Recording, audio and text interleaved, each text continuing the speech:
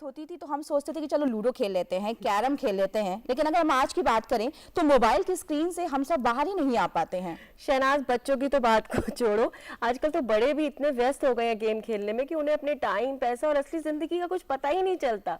बिल्कुल, और इसीलिए जरूरत थी कि सही रास्ते की, थोड़े नियमों की, जिससे खेल तो खेला भी जाए लेकिन सुरक्षित तरीके से। बिल्कुल, और इसीलिए आया है नया ऑनलाइन गेमिंग एक्ट 2025, जिसका मकसद है आपको गेम्स के नियमों में बांधना, ना कि आपको गेम्स खेलने से मना करना। बिल्कुल, और इसी विषय पर विस्तार से जानकारी देने के लिए आज हमारे साथ स्टूडियो में मौजूद है जानी मानी advocate Shivayati Bajaj ji, supreme court of India से। मैम, स्वागत है आपका डीडी मॉर्निंग शो में। Thank you so much. स्वागत है आपका डीडी मॉर्निंग शो में। मैम, आजकल हर उम्र का इंसान मतलब ऑनलाइन गेम्स खेलता है, तो ये ऑनलाइन गेमिंग एक्ट 2025 की हमें ज़रूरत क्यों पड़ी और एग्जैक्टली ये एक्ट है क्या?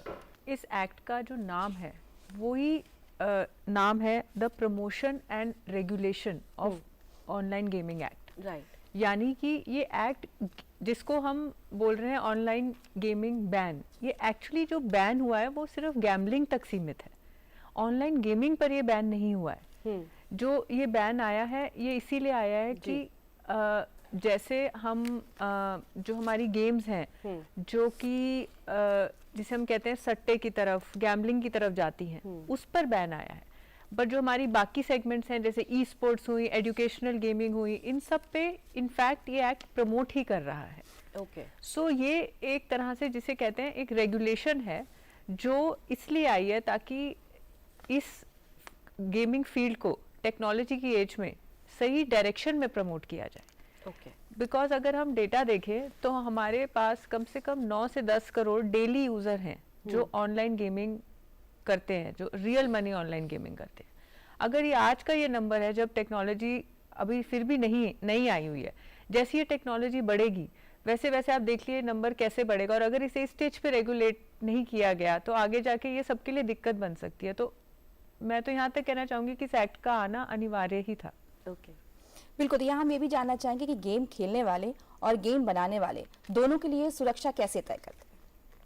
गेम खेलने वालों के लिए सुरक्षा इसलिए है कि अब ये इंडस्ट्री ही रेगुलेट हो रही है।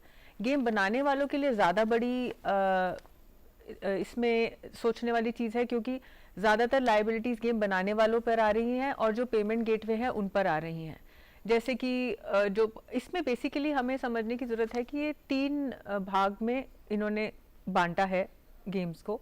एक है हमारे जो जितनी गैम्बलिंग और ऑनलाइन रियल मनी गेम्स हैं, तो यहाँ पे ज्यादातर रियल मनी गेम्स पे दिक्कत आ रही है, ना कि जिन गेम्स में कूपन्स एक्सेट्रा होते हैं वहाँ पे जहाँ पे आपने किसी से रियल मनी मतलब असली पैसे की ट्रांजैक्शन हो गई ऑनलाइन, वहाँ पर यहाँ पर दिक्कत आएगी इस गेम में, इस अंडर दिस एक्ट।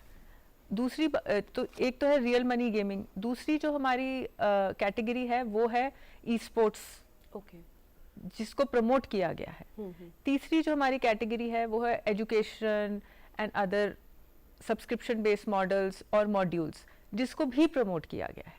सो अगर आप देखेंगे इन 3 में से सिर्फ एक ही है जिसको डिस्करेज किया गया है या बैन किया गया है, जिसमें आपके एक्चुअल मनी ट्रांजैक्शन हो रहा है और एक्चुअली उसका गैम्बलिंग की तरफ रुझान जा रहा है। ओके। तो ये जो एक्ट लागू किया गया है ऑनलाइन गेमिंग एक्ट 2025, ये क्या हर तरह की गेम्स पर लागू किया गया है? मतलब चाहे वो मोबाइल पर खेल रहे हो, किसी कंप्यूटर पे खेल रहे हो, या कोई भी ऐप हो, मतलब हर जगह पे ये लागू किया? बिल्कुल, ये किसी भी तरह के प्लेटफॉर्म पे एज लॉन्ग एज वो इंटरनेट पे चल रहा है, वो ऑनलाइन है, उस पे लागू किया गया। ओके। तो अगर हम बच्चों की बात करें और एडल्ट की बात करें तो जो ज़्यादातर गेम से जुड़े हुए हैं उनके लिए क्या खास कानून में सोचा गया है? जो अडल्ट्स और बच्चे हैं, अब इसमें थोड़ा सा हमारा ओवरलैप आ जाएगा पर्सनल डेटा प्रोटेक्शन एक्ट के साथ। उसमें क्या है कि जो अडल्ट्स के लिए तो बैन है ही है, बच्चे तो वैसे ही पेरेंटल कंसेंट के अंडर आते हैं, तो उसमें हमारा इंटरफेरेंस आ जाएगा पर्सनल डेटा प्रोटेक्शन एक्ट के साथ भी, जहाँ पे obviously parental control will come into play, और वहाँ पे जो भी बच्चों के लिए कंट्रोल टाइम रेगुलेशन एप्स पे होती हैं वो एप्लीकेबल होंगी। बट हाँ, अडल्ट्स के लिए तो इट इज़ नॉट अलाउड, आप खेल ही नहीं सकते हैं जब तक बैन है। तो जैसे अब हम देख रहे हैं कि काफ़ी लोग जो है कंटिन्यूसली मतलब गेम्स खेलते रहते हैं, बच्चे भी खेलते रहते हैं, कोई इसी तरह के कोई नॉर्म्स इसमें है कि कोई टाइम इंटरवल या किस तरह से इसको बनाया गया है ताकि इस चीज़ों में ना फंसे कोई? ये जो एक्ट आया है ये ऑनलाइन गेमिंग के लिए आया है। इसमें आप पेरेंटल कंट्रोल जो है जी। वो इसलिए होगा कि पेरेंटल कंट्रोल पे आप वो तो चलो आप अपने बच्चे को कैसे इन्वायरमेंट में ला रहे हो, बड़ा कर रहे हो, वो अलग चीज है। जी, जी। पर जो एक्ट है वो सीधा यही बात कर रहा है कि जो ऑनलाइन गेमिंग है, जो गैम्बलिंग की तरफ जा रही है, जो सट्टे की तरफ जा रही है, उस पर बैन किया जाएगा।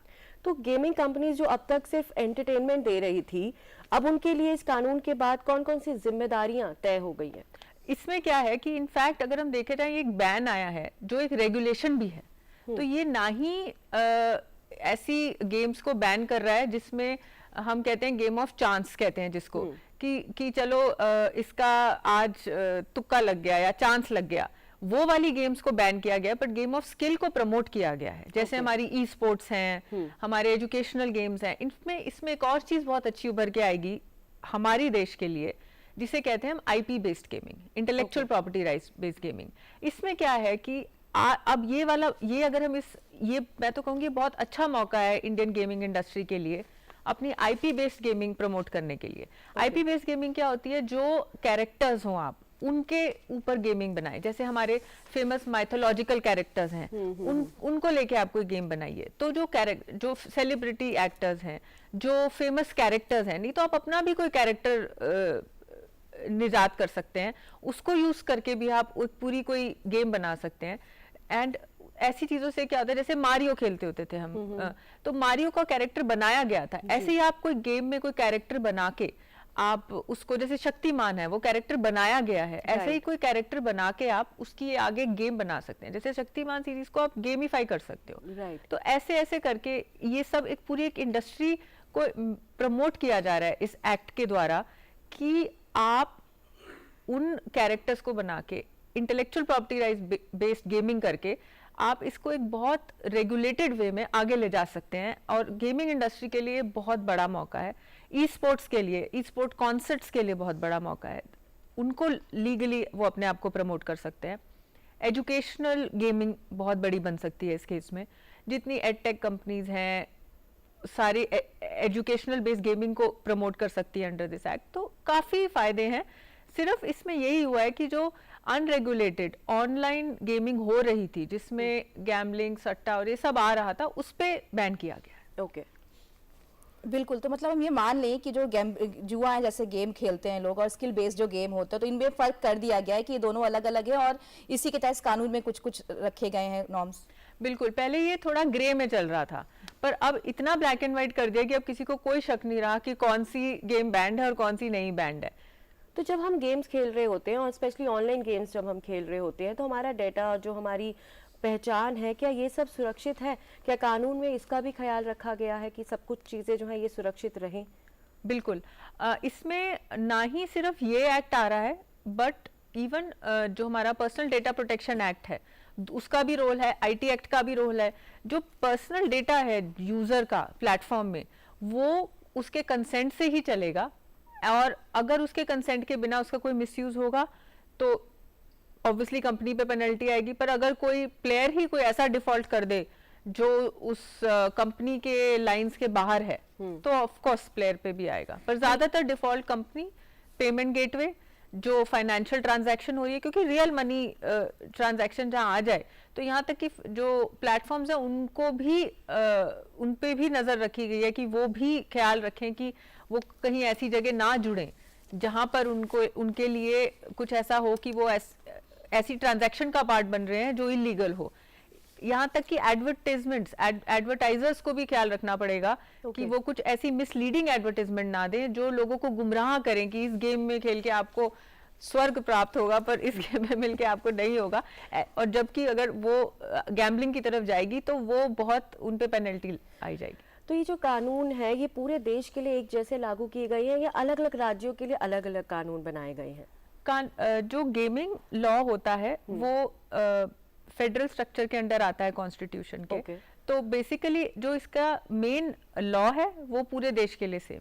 ओके बट स्टेट को राइट है कि वो अपने हिसाब से थोड़ा बहुत रूल ला सकती है इसको बेटर इम्प्लीमेंट करने के लिए, या जो उनके स्टेट में करंट सिचुएशन है उसको साथ में लेके इस एक्ट को इम्प्लीमेंट करने के लिए। तो मतलब आप ये कहना चाहती हैं कि वैसे जो कानून है वो तो पूरे देश के कानून लिए एक पूरे ही देश लागू के लिए हुआ है, जी। लेकिन कोई भी अगर कोई राज्य है, कोई स्टेट है, तो वो अपने अलग कानून बना सकती है। अलग कानूनी वो एक उसको फर्दर इम्प्लीमेंट करने के लिए उसमें थोड़ा उच नीच कर बट सकती है। वो चेंजेस वही होंगे जैसे कि हमने जो बताया चेंजेस होंगे वो एक्ट के अंदर एक्ट के ही। दायरे में ही होंगे। ओके एक सवाल यहाँ पे ये है कि अगर हम किसी फॉरेन कंपनी की बात करें जो उनकी गेमिंग ऐप होते हैं जो अपनी भारत में सेवाएं दे रहे हैं, तो उनके लिए क्या उन पर भी ये कानून जो है वो लागू होगा? जो भी कंपनी चाहे वो दुनिया में कहीं भी हो, अगर वो भारत में अपनी सेवाएं दे रही है और वो सेवाएं इस एक्ट के हिसाब से नहीं है, तो उस कंपनी को वो कंपनी जिसे कहते हैं उस कंपनी पे पेनल्टी लगेगी। वो कंपनी को हम एक्ट के अंडर फॉल करेगा, मतलब it will be liable. Okay तो अगर किसी के साथ गेम से जुड़ी शिकायत हो अगर किसी को, या फिर हम किसी के साथ किसी को कुछ गलत लगता है, तो क्या वो शिकायत दर्ज करा सकता है? कहाँ दर्ज करा सकता है और इसका प्रोसीजर क्या रहता है? इसके लिए जो एक्ट के अंडर एक अथॉरिटी कॉन्स्टिट्यूट हो रही है, वहाँ पे उसकी शिकायत हो सकती है। फिलहाल ऑनलाइन पोर्टल है, काफ़ी इन ऐप मैकेनिज्म है। आप ऐप में जाकर जो ऐप स्टोर या गूगल प्ले स्टोर होता है वहाँ जाकर भी आप शिकायत दर्ज कर सकते हैं। आप ऑनलाइन कंप्लेंट्स भी डाल सकते हैं। कहाँ पर ऑनलाइन, कहाँ पर हम कंप्लेंट? अच्छा, तो जैसे कि हम अगर बात करते हैं, जैसे कि आपने बताया कि बहुत ज़्यादा बिकॉज ये एक्ट बनाया गया है और इसीलिए बनाया गया हो कि कंप्लेंट्स बहुत ज़्यादा आती थी, तो पहले के मुकाबले और अब के मुकाबले में अगर हम देखते हैं तो आप क्या देखते हैं कि किस तरह का फ़र्क आने वाला है आफ्टर दिस एक्ट?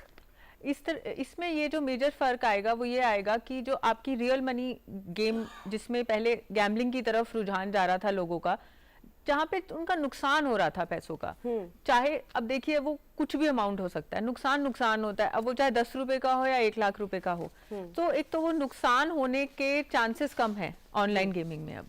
सो इससे और लोगों का जो एडिक्शन होता है इस तरफ वो कम होगा। ओके और इसके अलावा जो अब गेम्स बनेंगी वो ज्यादा स्किल बेस्ड होंगी। ओके सो उससे क्या होगा कि उससे ना ही यूजर भी बेटर गेम्स खेलेगा, but at a larger scale हमारी इकोनॉमी में भी उसका ज्यादा इफेक्ट पड़ेगा, बिकॉज इंडिया से ज्यादा अच्छे प्रोडक्ट्स निकलेंगे, ज्यादा अच्छी गेम्स निकलेंगी, ज्यादा अच्छी जैसे मैंने कहा आईपी बेस्ड गेमिंग निकलेंगी, और वो फिर इंडिया के बाहर भी जाके पॉपुलर हो सकती हैं। सो इसका काफी मल्टी लेवल पॉजिटिव इफेक्ट हो सकता है, इसीलिए ये एक्ट है। तो बिल्कुल जैसे कि दर्शकों हमने आपको कहा था कि इसमें कुछ ऑनलाइन गेमिंग एक्ट 2025 में कुछ गेमिंग के लिए रूल बनाए गए हैं, आपको गेम्स खेलने के लिए मना नहीं किया है। तो आज गेमिंग ऑनलाइन एक्ट 2025 पर हमारे साथ जानकारी साझा कर रही थी advocate Shivarati Bajaj, supreme court of India से। आपका बहुत बहुत शुक्रिया हमें ऑनलाइन गेमिंग एक्ट 2025 के बारे में जानकारी देने के लिए। Thank you so much.